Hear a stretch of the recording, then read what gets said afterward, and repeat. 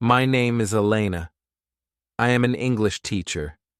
I love my job, but something is wrong. My students do not speak English. They read, they write, but when they try to talk, they stop. They look scared. They say, "I don't know how." Every day I see the same problem. A student tries to answer in English, but then he switches to Spanish.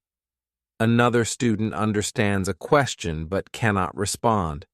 I feel frustrated. They study so much, but they do not use the language. One day, I sit in the teacher's lounge with my coffee. My colleague, Mr. Lish, sits next to me. He looks tired. I ask, "What's wrong?" He sighs. "My students don't talk. They just memorize words." I nod. "Same here." I take a deep breath and say, "We need to change the way we teach." Louise laughs. "Change? The director will never allow that." I bite my lip. He is right. Our school follows strict rules. The students use books with long lists of words. They do grammar exercises, but they do not practice speaking. That night, I cannot sleep. My mind is full of questions. Why do students learn grammar but not conversation? Why do they know vocabulary but cannot ask for a coffee in English? I sit up in bed. I need to try something new. But how? The next morning, I walk into my classroom with a plan. I smile at my students.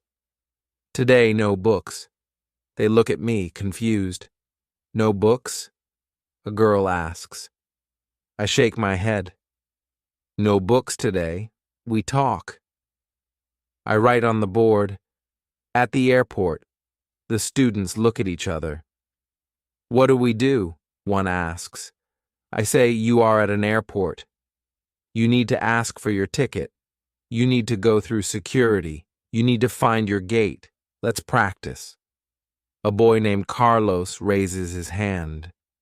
"But teacher, we don't know the words." I smile. "Then let's learn them. Repeat after me." "Excuse me, where is my gate?" The class repeats. At first they are shy, but then they get louder. For the first time, they are speaking, not writing, not reading, speaking. I feel excited. Then the door opens. I freeze. The director stands there, watching. He crosses his arms. I swallow. My heart beats fast. He steps inside. His face is serious. "What are you doing, Elena?" I try to stay calm. "I am teaching English." He shakes his head. "This is not in the book." The students are silent. They look at me, waiting. My hands feel cold. I take a deep breath. What will I say? What will happen now? I stand in front of the class. The director is watching me. His arms are crossed. His face is serious. The students are quiet. The room feels cold. He steps closer. "Elena, where is the book?" I swallow. My hands feel sweaty. "Today we are practicing conversation." He raises an eyebrow. "Conversation?" He looks at the board. "At the airport." He frowns. "This is not in the curriculum." I feel my stomach twist. "But the students need to speak English. They memorize words, but they cannot talk. They need real situations." The director shakes his head. "The school has rules. Follow the book. Do the exercises." I hear a small voice. "But we like this teacher." It is Anna, the shyest girl in class. She never speaks. Now she looks at the director with big eyes. He sighs. Elena, come to my office after class. Then he turns and walks out. The door closes. Silence. Then a voice. Teacher, are you in trouble? I force a smile. No, don't worry. Let's continue. The students look at each other, then slowly they smile too. We continue the lesson. Excuse me, where is my gate? Your flight is at gate 12A. Their voices grow stronger. I feel hope, but at the same time I feel afraid. The bell rings. Class is over. I take a deep breath and walk to the director's office. Inside, he is sitting at his desk. He points to the chair. Sit.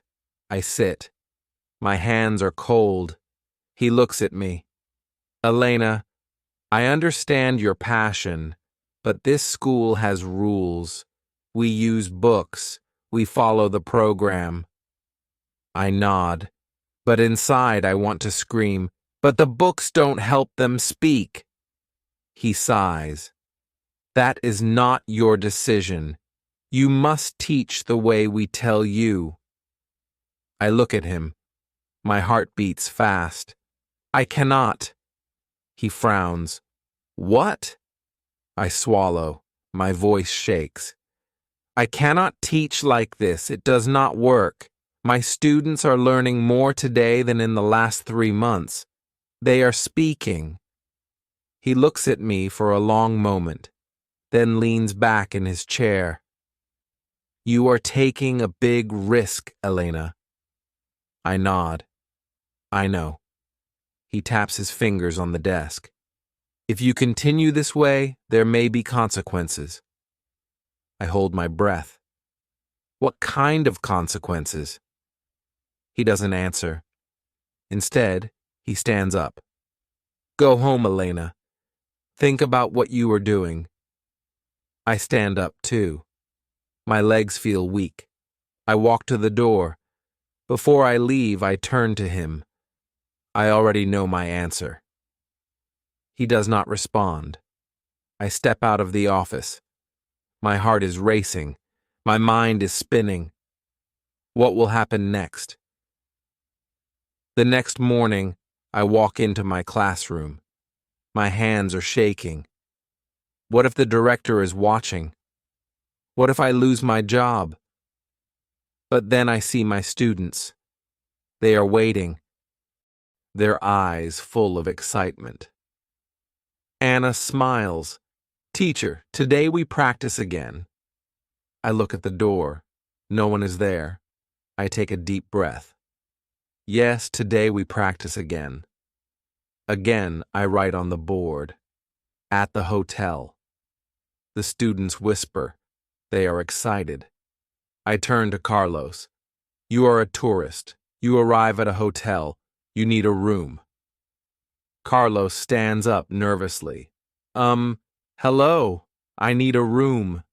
I nod. Good. Now, let's use shadowing.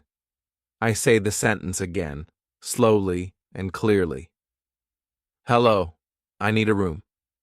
Carlos listens carefully. Then he repeats after me. Hello. I need a room. His voice is stronger now. I smile. Great. Now let's try again. Say it with confidence. Carlos stands up straight. Hello. I need a room. The class claps. He smiles. I feel happy. They are learning. They are speaking. Next, I give them a listening exercise. Now, listen to this short conversation. I play an audio clip of a hotel check-in. The students listen with focus. I pause the audio. What did the receptionist say? Anna raises her hand. She said, Do you have a reservation? I nod. Yes, now, let's practice reading out loud. I hand them a short dialogue. 2 students stand up. They read the lines. Their voices are shaky at first, but with each sentence, they become more confident. Then, we move to immersion. I point to the door.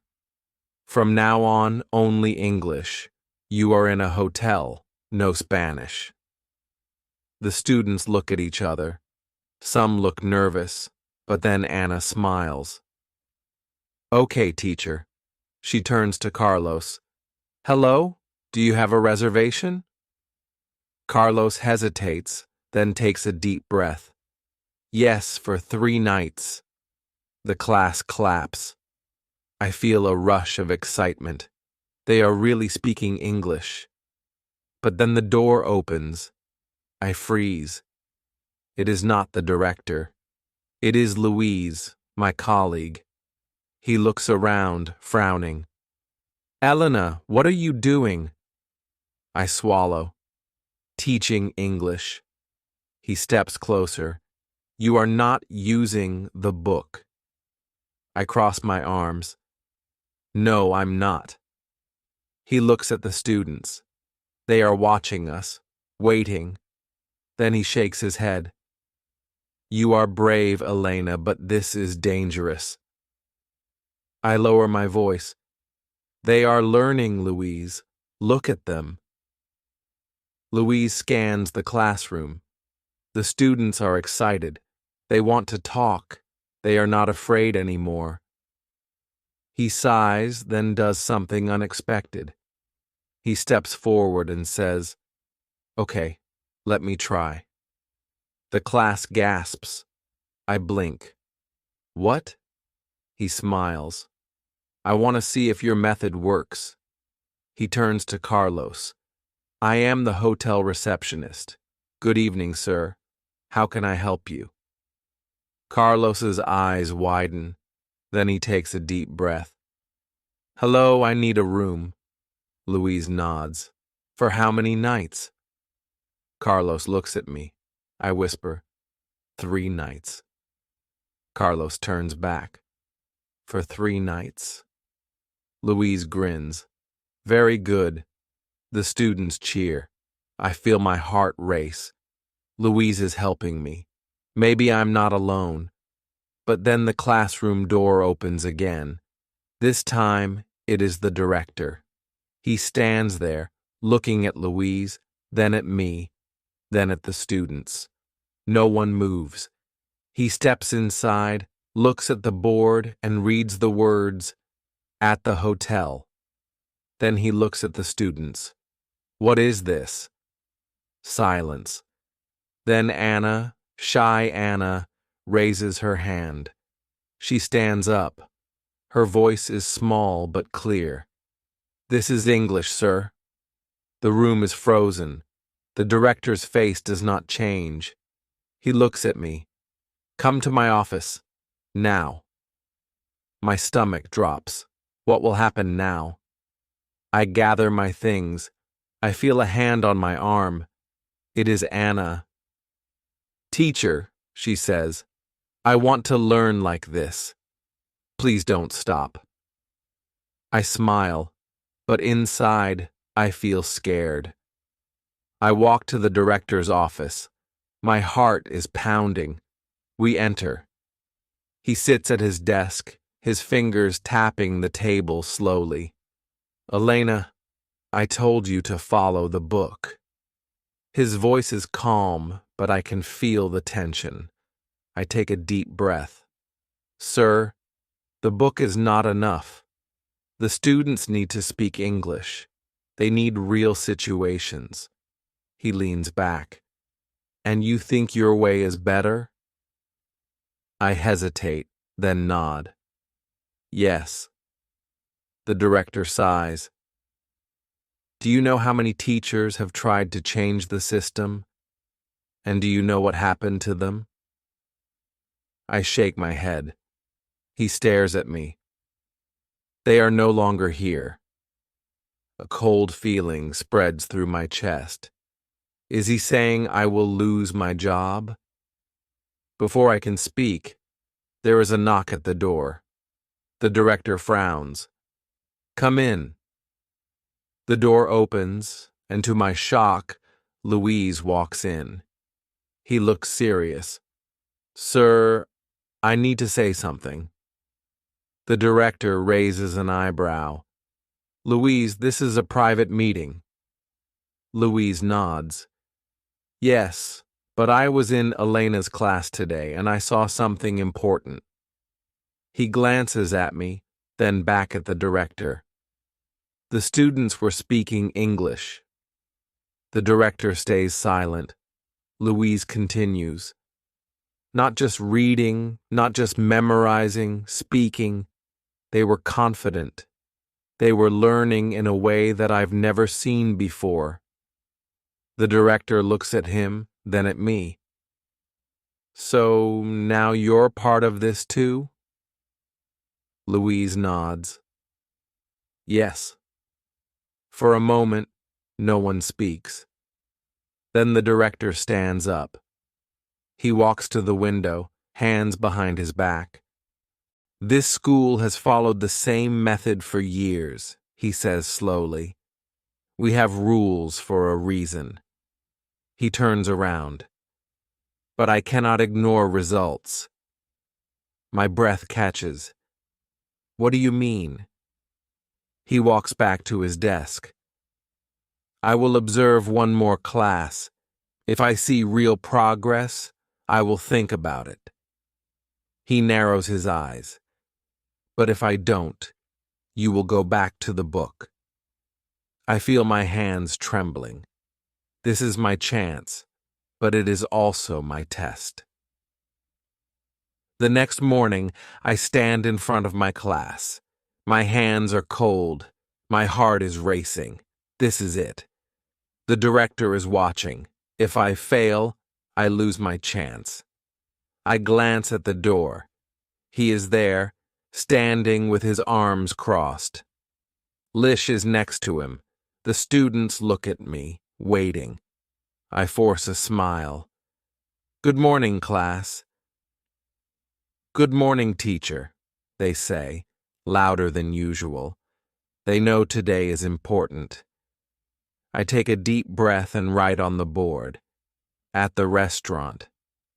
The students whisper. They are excited. I turn to them. Today you will go to a restaurant. You will order food. You will ask for the check. You will speak English. Carlos raises his hand. Teacher, what if we make mistakes? I smile. Mistakes are good. Mistakes help us learn. I set up the activity. Anna is the waitress. Carlos is the customer.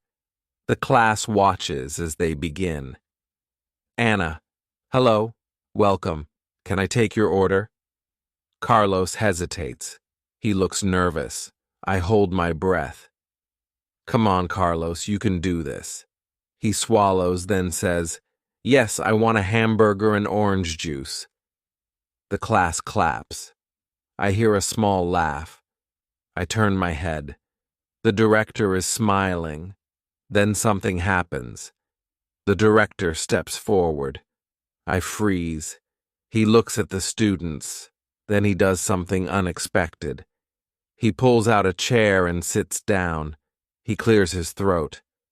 Excuse me, waitress, he says, looking at Anna. Can I see the menu? The room is silent. The students stare at him, eyes wide. Is this real? Is he playing the game? Anna blinks.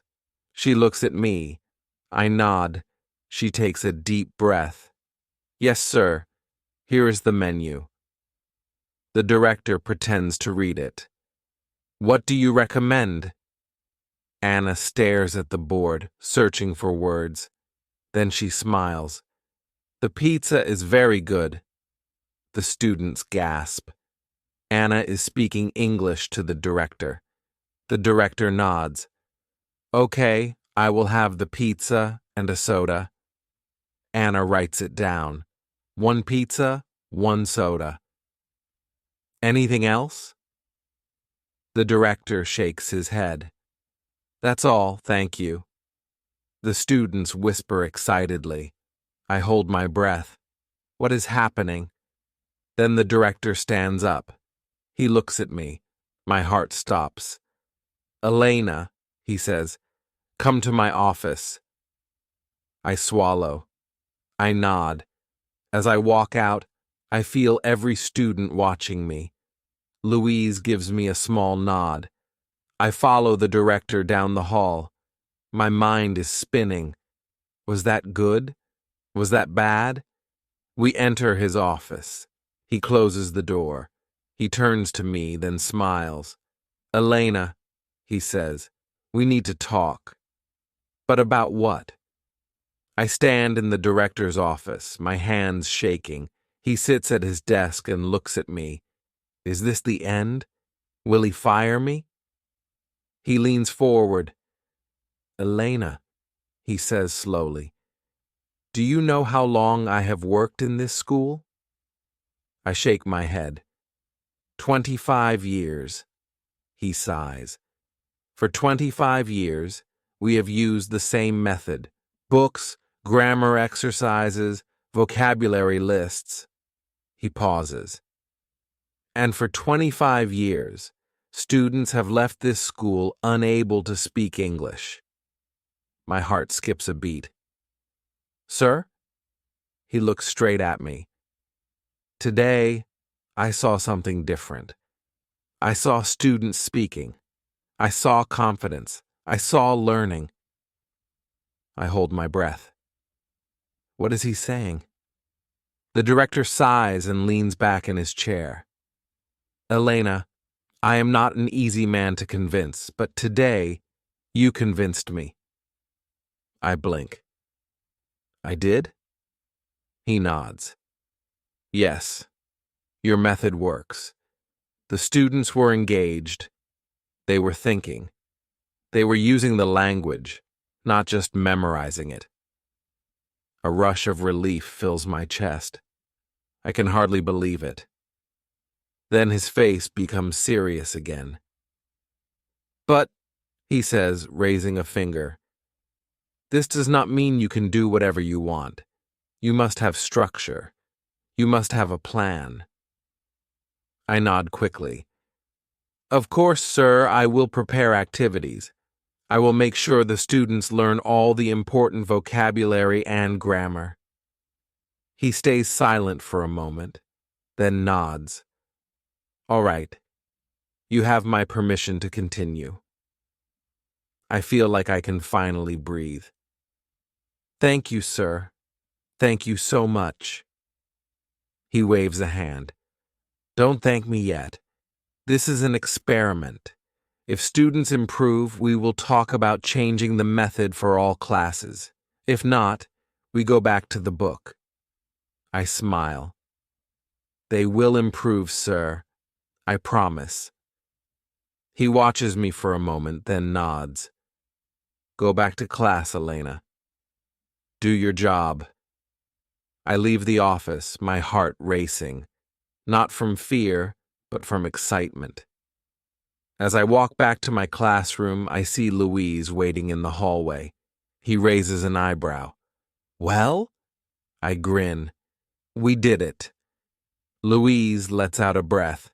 "Seriously?" I nod. "Seriously." He shakes his head, smiling. "I can't believe it."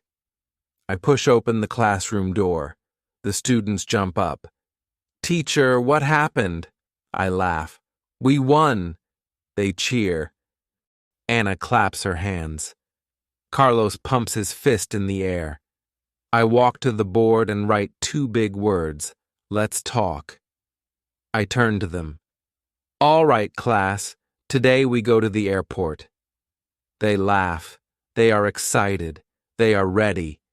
And for the first time, I know they are really learning English. As I sit at my desk after class, I take a deep breath.